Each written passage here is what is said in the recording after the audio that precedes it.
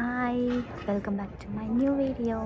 ఈ వీడియోలో నేను మీకేం చెప్పాలి అనుకుంటున్నాను అంటే, అసలు ఈ నార్త్ ఈస్టర్న్ యూనివర్సిటీకి అంత ఫీజు పెట్టి ఇక్కడ చదవడం ఓర్తా, లేకపోతే వేరే యూనివర్సిటీలో చదవచ్చా అని చాలామంది నాకు మెసేజ్ చేస్తున్నారు. సో ఒకటి నా మనసుకు అనిపించింది నేను చెప్తాను. ఇంకా మీ అంతటా మీరు డిసైడ్ అవ్వాలి, అవి మీ థాట్స్. సో అల్టిమేట్గా మీరు కదా ఇక్కడికి వచ్చి చదివేది, మీ డబ్బులు మీరు స్పెండ్ చేస్తున్నారు, నేను కాదు. సో నా ఫీలింగ్, నా ఒపీనియన్, నాకు అనిపించింది నేను చెప్తాను. ఇంకా ఎవ్రీథింగ్ ఎల్స్ మీరు డిసైడ్ చేసుకోవాలి.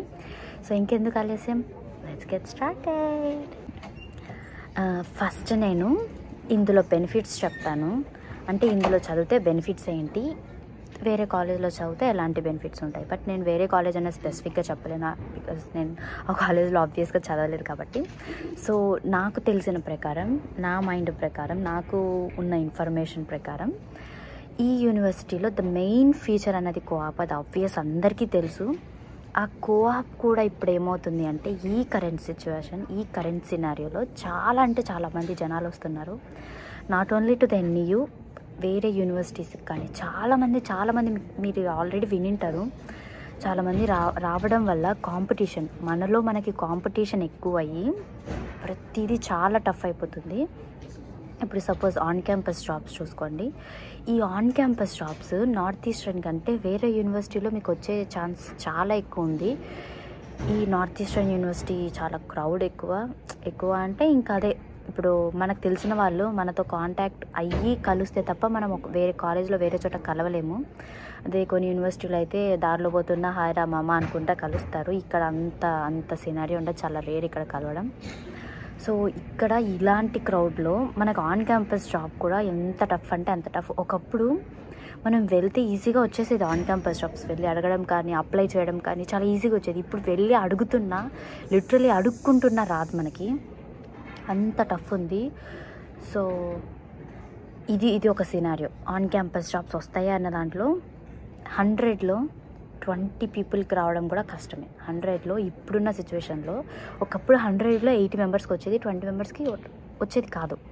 ఇప్పుడేంటి 100లో 10 మెంబర్స్కి వస్తుంది, అసలు మిగతా 90 మెంబర్స్కి రావట్లేదు. అలా ఉంది సిచ్యువేషన్. ఇంకా మీరు డిసైడ్ చేసుకోండి ఎలా ఉంది, వస్తుందా రావట్లేదా అన్నది.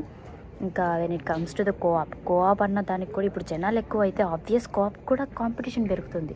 ఇప్పుడు 100 మంది అప్లై చేసే కంపెనీలకి 1000 మెంబర్స్ అప్లై చేస్తే 1000 మెంబర్స్కి ఇవ్వరు కదా వాళ్ళు జాబ్స్ అన్నవి. కొందరికి వస్తుంది, కొందరికి రాదు. ఇంకా depends on skills and luck. So ఇది ఇక్కడ సిచ్యువేషన్ ఇప్పుడు ఇట్లా ఉంది కోఆప్స్కి, ఆన్ క్యాంపస్ జాబ్స్కి. ఇంకా ఎడ్యుకేషన్ అంటారా, ఎడ్యుకేషన్ సేమ్ అలాగే ఉంది. ఇప్పుడు మనం చదివితే మనకి నాలెడ్జ్ ఉంటుంది, చదవకపోతే రాదు. ప్రొఫెసర్స్ నుంచి నేర్చుకొని, క్లాసులు వింటూ ప్రొఫెసర్స్ నుంచి నేర్చుకుంటే మనకి ఓకే, నేర్చుకునే వాళ్ళకు కూడా వాళ్ళంతటి వాళ్ళు చదువుకున్నా ఓకే, ఎట్లయినా ఓకే. ఈ ఎడ్యుకేషన్ అన్నది వేరే యూనివర్సిటీలో కూడా సేమ్ అంతే. కాకపోతే ఈ నార్త్ ఈస్టర్న్లో మనకి సపరేట్ పోర్టల్ ఉంటుంది కాబట్టి ఆ పోర్టల్లో మనం కోఆప్స్కి అప్లై చేస్తాం, లింక్డ్ఇన్లో సపరేట్గా అప్లై చేస్తాం. మ్యాక్సిమం పోర్టల్లో అప్లై చేసిన వాళ్ళకి వస్తుంది. సో ఆ ఒక్క పోర్టల్ అన్నది నాకు తెలిసిన ప్రకారం ఆ పోర్టల్ అన్నది బెనిఫిట్ ఇస్తుంది పీపుల్కి, స్టూడెంట్స్కి. ఆ పోర్టల్ వల్ల ఆన్ క్యాంపస్ జాబ్స్ కానీ, ఆన్ క్యాంపస్ జాబ్స్ కాదు కానీ కోఆప్స్కి ఆ పోర్టల్ బెనిఫిట్ ఇస్తుంది. లింక్డ్ఇన్లో అప్లై చేసే వాళ్ళు చాలామందికి పోర్టల్లో రాకుండా లింక్డ్ఇన్లో కూడా వస్తుంది. సో ఇప్పుడు ఇన్ కేస్ నువ్వు వేరే యూనివర్సిటీలో చదువుతున్నావు అనుకో, ఆ లింక్డ్ఇన్ ద్వారా మీరు తెచ్చుకోవాలి. ఏం తెచ్చుకున్నా అక్కడ పెద్దగా పోర్టల్స్ లేవు. ఇంకా డిపెండ్స్ అపాన్ యూనివర్సిటీ, కొన్ని యూనివర్సిటీస్కి పోర్టల్ ఉండొచ్చు. సో ఇట్లా కొంచెం చూసుకోవాలి. మనకు అల్టిమేట్గా ఏంటి, ఎందుకు ఇక్కడికి వస్తున్నాం, ఎడ్యుకేషన్. మనకు మెయిన్ మాస్టర్స్ డిగ్రీ కావాలి. అది తక్కువ అమౌంట్లో మీకు అయిపోతుంది, వేరే యూనివర్సిటీలో తక్కువ అమౌంట్లో అయిపోతుంది. ఎక్కడున్నా అదే జాబ్, లింక్డ్ఇన్లోనే అప్లై చేసుకొని తెచ్చుకుంటాను అన్న కాన్ఫిడెన్స్ ఉన్నప్పుడు నార్త్ ఈస్టర్న్ వేస్ట్ అంత డబ్బులు పెట్టి, నా ఒపీనియన్. లేదు, రెప్యుటేషన్ కావాలి, నార్త్ ఈస్టర్న్కి రెప్యుటేషన్ ఉంది అంతే. ఈ నార్త్ ఈస్టర్న్లో కూడా బెస్ట్ కాలేజ్ కౌరీ కాలేజ్లో ఉన్న వాళ్ళకి ఆన్ క్యాంపస్ జాబ్స్ ఈజీనే, కొంచెం తెచ్చుకోవడం ఈజీనే. వాళ్ళకి ఆపర్చునిటీస్ ఎక్కువ ఉంటాయి కౌరీ కాలేజ్కి. మీరు ఇన్ కేస్ కౌరీ కాలేజ్ వల్ల మీకు కంప్యూటర్ సైన్స్ కానీ, డేటా సైన్స్ కానీ కౌరీ కాలేజ్లో అడ్మిషన్ వచ్చింది అంటే you can come to the north eastern. Value ఉంది, ఓడుతుంది, మీకు జాబ్స్ వస్తాయి, అన్నీ అలా ఉంటుంది. But when it comes to other colleges in north eastern అన్నది మాత్రం నేను చెప్పలేకున్నాను. ఎందుకంటే ఇది ఒకప్పుడైతే చెప్పగలం లైక్ ఆ సిచ్యువేషన్ వేరు, ఇప్పుడు సిచ్యువేషన్ కంప్లీట్లీ చేంజ్ అయిపోయింది. ఉన్న వాళ్ళకంటే వస్తున్న వాళ్ళు ఇంకా ఎక్కువ అవుతున్నారు. సో రాను ఏంటంటే H1B కూడా చాలా టఫ్ అవుతుంది. ఇది నాకు ఎట్లా అంటే ఒకానొక టైంలో ఓడతా ఈ నార్త్ ఈస్టర్న్కి రావాలా అన్న క్వశ్చన్ కంటే అసలు యూఎస్ఏకి రావడం ఓడతా, వేరే కంట్రీస్ చూసుకోవచ్చు. అసలు ఇండియానే చాలా బెస్ట్ కదా. ఆల్రెడీ నీకు 3 lakhs 4 lakhs పోనీ ల్యాక్స్ కాదు, నీకు already 1 lakh up to 1 lakh వస్తుంది శాలరీ. అంటే అబౌవ్ 50,000 అప్ టు 1 lakh వస్తుంది. అంటే అక్కడే వేరే థాట్స్తో అక్కడే ఉండి అక్కడే ఏదైనా చూసుకోవచ్చు కదా. ఇలాంటి థాట్స్ వస్తున్నాయి. ఎందుకంటే ఇప్పుడు చూడండి, మా వెనకలు వచ్చిన వాళ్ళకి H1B పిక్ అయినా, నాతో వచ్చిన వాళ్ళకి పిక్ అయినా, నా నెక్స్ట్ వచ్చిన వాళ్ళకి కష్టం అవుతుంది. మీరే ఇంకా ఆలోచించుకోవాలి అసలు ఏంటన్నది. ఒకరు వస్తున్నారు కదా గుంపులో గోవిందా అన్నట్లు రాకూడదు. మనకి పర్పస్ ఏంటి, మనం వస్తుంది ఏంటి, మనకు అల్టిమేట్గా రావాల్సింది ఏంటి అన్నీ మనం మైండ్లో పెట్టుకోవాలి. ఇప్పుడు ఎంజాయ్మెంట్కి వస్తున్నారు, ఎంజాయ్మెంట్కి వచ్చిన వాళ్ళు ఎంజాయ్ చేసుకొని ఇంటికి వెళ్ళిపోవాలి. వాళ్ళు అలా చెప్పలేము మనం. మళ్ళీ అది డిపెండ్స్. ఎంజాయ్మెంట్కి వస్తున్న వాళ్ళు ఉన్నారు, చదవడానికి వస్తున్న వాళ్ళు ఉన్నారు. ఎలా అయినా సరే వచ్చే జనాభా పెరిగిపోయింది కాబట్టి ఇక్కడ ఆపర్చునిటీస్, దాంతో లే ఆఫ్, ఈ కోవిడ్, లే ఆఫ్, జనాలు ఎక్కువైపోవడం, ఇది అంతా ఎట్లా అంటే చాలా మెస్సీగా ఉంది. చూడడానికి అంతా బాగున్నట్లే ఉంటుంది, కానీ అందులో ఒకసారి దూకినాకే తెలుస్తుంది అందులో ఏంటా అన్నది. ఇప్పుడు నేను కోఆప్ పీరియడ్లో ఉన్నాను, నేను సెర్చ్ చేస్తున్నాను కోఆప్ని. ఇప్పుడు రిజెక్షన్స్ ఎక్కువ వస్తాయి తెలుసా అసలు ఇక్కడికి వస్తే. మనం దాన్ని చూసి ప్యానిక్ అయిపోతాం. మెయిన్ యూఎస్ఏ అన్నదే స్ట్రెస్. 50,000 పెట్టి సేమ్ ఎడ్యుకేషన్, ఇప్పుడు నువ్వు 50,000 పెట్టి $50,000 పోనీ 45 lakhs పెట్టి NUకి వస్తున్నావు.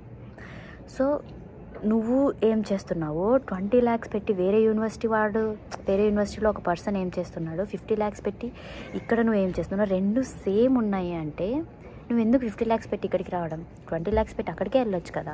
ఇలా కంపేర్ చేసుకోవాలి. మెయిన్ ఇంకొకటి, ఇక్కడ నీకు తెలిసిన వాళ్ళు ఉన్నారని వచ్చినారనుకోండి, అది ఒక రకంగా బెనిఫిట్ అవుతుంది, మెంటల్ స్ట్రెస్ అన్నది పోతుంది. సో తెలిసిన వాళ్ళు ఉన్న చోటికి వెళ్ళడం కూడా చాలా బెనిఫిట్. అట్లా అని చెప్పేసి ఎంజాయ్మెంట్ అనుకున్నట్లుగా ఎంజాయ్ చేస్తూ చదువుని నెగ్లెక్ట్ చేస్తున్నారు అంటే మళ్ళీ ఇక్కడ జాబ్స్కి చాలా కష్టపడాల్సి వస్తుంది. సో ఇది ఇక్కడ సినారియో. నేనైతే 50 lakhs పెట్టి ఇక్కడ నువ్వు అసైన్మెంట్స్ సపోజ్ ఎగ్జాంపుల్ అసైన్మెంట్స్ సీనియర్స్వి లేదా కాపీవి సంథింగ్ ఏదో ఒకటి 50 lakhs పెట్టి నువ్వు అదే చేస్తున్నావు, 20 lakhs పెట్టి వాడు అదే చేస్తున్నాడు. అలాంటప్పుడు నీకు ఎందుకు డబ్బులు వేస్ట్? ఇక్కడ 50 lakhs అది తమాషాలు, ₹2 కూడా కాదు, అవి లక్షలు. సో ఇలా మీరు మీ సిచ్యువేషన్స్ని, మీ నాలెడ్జ్ని, మీ ఫ్రెండ్స్ని ఇలా కంపేర్ చేసుకొని ఈ యూనివర్సిటీ ఓడతా కాదా అన్నది మీరు డిసైడ్ అవ్వాలి. నేను చెప్పలేను కదా, నేనేం 100 చెప్తాను, మీతోనే 100 చెప్తాను. ఇప్పుడు మీరు నాకు మెసేజ్ చేశారనుకోండి, యూనివర్సిటీ ఓడితో వచ్చేసే అంటాను. ఇక్కడికి వచ్చాక లాస్ ఎవరికి? ఇన్కేస్ లాస్ వస్తే ఎవరికి? మీకే కదా, నేను కాదు కదా. సరే పోనీ రావద్దంటాను. మీరు ఇన్కేస్ పొరపాటుగా అక్కడికి వచ్చింటే బాగుండని మీకు అనిపిస్తే, అందుకే నేను ఇలాంటి కొన్ని ట్రిక్కీ క్వశ్చన్స్కి డైరెక్ట్ ఆన్సర్ ఇవ్వట్లేదు నేను. ఎందుకంటే అది నా ప్లేస్లో ఉంటే నేను నా సిచ్యువేషన్స్, నా సర్కమ్స్టాన్సెస్ బట్టి నేను ఒక డెసిషన్ తీసుకుంటాను. అలాగే మీరు కూడా అలా తీసుకోవాలి అన్నది నేను చెప్తున్నాను.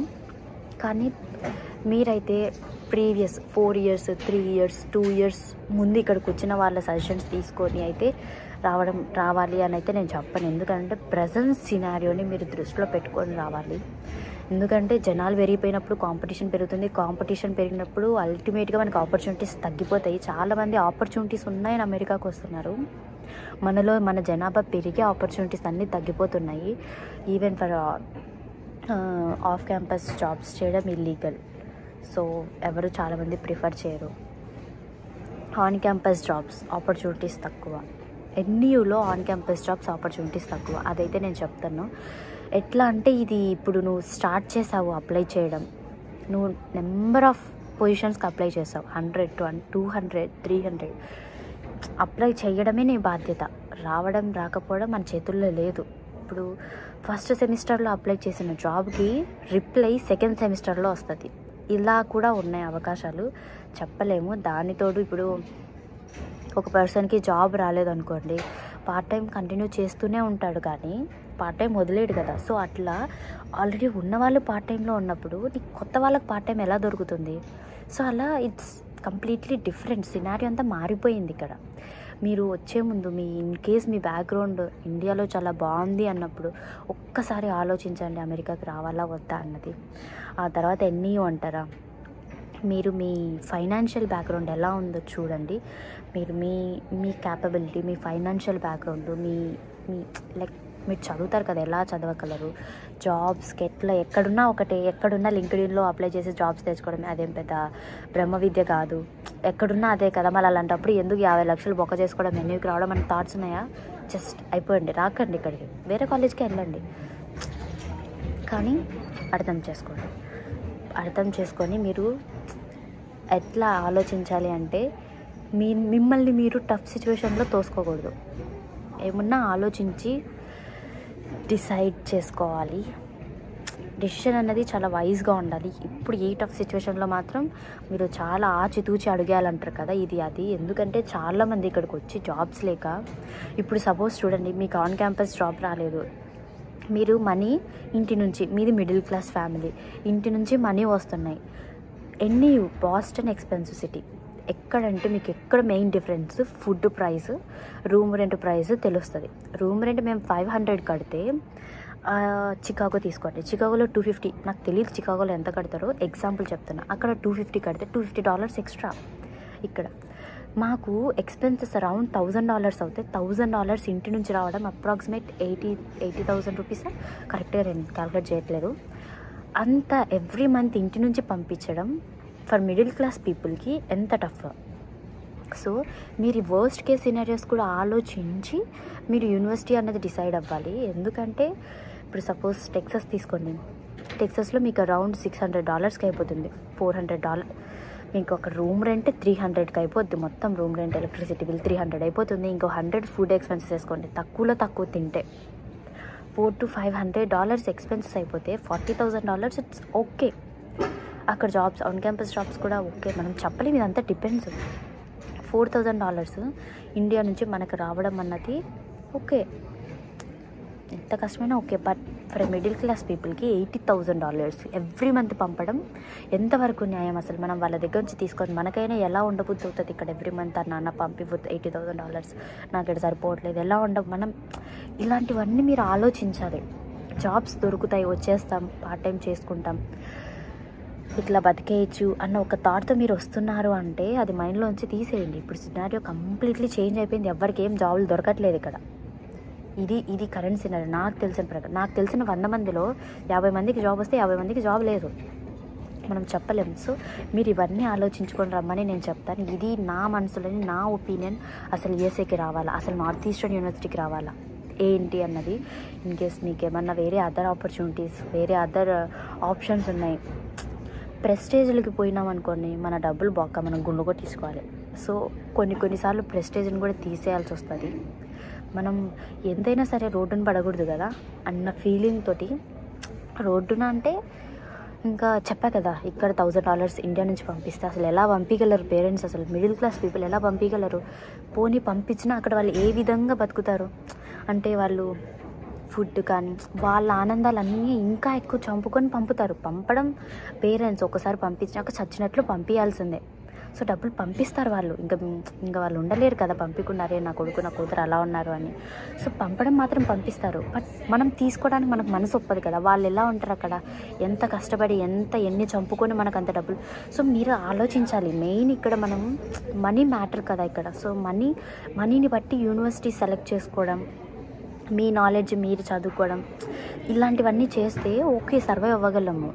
సో మీరు ఇవన్నీ దృష్టిలో, నేను అదే చెప్తున్నాను ఒక్కటే, ఇలాంటివన్నీ మీరు ఆలోచించి డిసైడ్ అయ్యి యూఎస్ రావాలా వద్దా అన్నది, ఈ యూనివర్సిటీకి రావాలా వద్దా అన్నది మీరు మీ సర్కమ్స్టాన్సెస్ని మీరు డిసైడ్ అవ్వి రమ్మనేది నేను చెప్తాను. ఇది నేను చెప్పేది. సో ఇంకెందుకు ఆలస్యం, వీడియో లెంత్ ఎక్కిపోతుంది, లెంత్ పెరుగుతున్నా కానీ నేను అల్టిమేట్గా నేను చెప్పాలనుకున్నదైతే నేను ఇదే చెప్తున్నాను. సో మీరు డిసైడ్ అవ్వండి, కానీ చూజ్ వైజ్. ఒక్కసారి దిగినాక చావైనా బతికైనా ఆ గుంపులో గోవింద అన్నట్టు పోవాల్సిందే. సో డిసైడ్ అవ్వండి. ఒకరు వస్తున్నారు కదా అని మీరు రావడం కరెక్ట్ కాదు. అది అయితే నేను చెప్తాను. ఒకరు వస్తున్నారు, మా ఫ్రెండ్స్ అందరు పోయినారు, నేనేం చేయాలిడా అని ఇక్కడికి వచ్చి ఇక్కడ కష్టాలు పడ్డం కంటే ఆ ఇండియాలో ఉన్న ఫ్రెండ్స్తోనే హ్యాపీగా మీకు వస్తున్న జాబ్ మంత్లీ వస్తుంది, ఇది చూసుకొని దాంట్లో అక్కడక్కడ మీరు ఉన్నదాన్ని ఇంకా ఎక్కువ పెంచుకుంటే ఫ్యామిలీ ఉంటారు. అక్కడ ఫుడ్ మెయిన్ ఈ యూఎస్ఏలో ఫ్రెష్ ఫుడ్ దొరకదు. నేను నిజం చెప్తున్నా, నాకు ఇక్కడ నచ్చింది హాస్పిటల్ సిస్టమ్, ప్రతిదానికి అపాయింట్మెంట్ ప్లస్ ఫుడ్ ఫ్రెష్ అస్సలు దొరకదు, ఏదైనా ఫ్రోజనే. సో ఈ ఇండియాలో ఉన్న సుఖాలను వదులుకొని ఇక్కడికి వచ్చి ఎక్కువ కష్టపడ్డాము అవసరమా? అది ఒకరు పోతున్నారని మనం రావడం.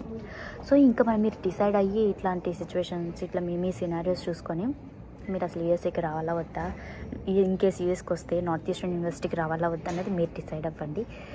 సో ఇంతటితో ఈ వీడియో నేను ఏం చేస్తున్నాను. Thank you so much for watching my videos. Thank you so much. ఎందుకంటే రెస్పాన్స్ చాలా బాగా వస్తుంది. I'm feeling so happy and so proud as well. So ఇంకెందుకు ఆలస్యం, ఇంకా నేను ఏమైనా టాపిక్స్ నాకు అనిపించినవి నేను మీరు ఇన్ కేస్ మీరు సజెస్ట్ చేస్తే నేను అవి చేస్తాను. So thank you so much for watching the video and please subscribe to my channel. And మీరు బెల్ ఐకాన్ కొడితే అది కూడా చూసుకోవచ్చు, అంటే నోటిఫికేషన్స్ వస్తాయి. So thank you, bye, see you in the next video.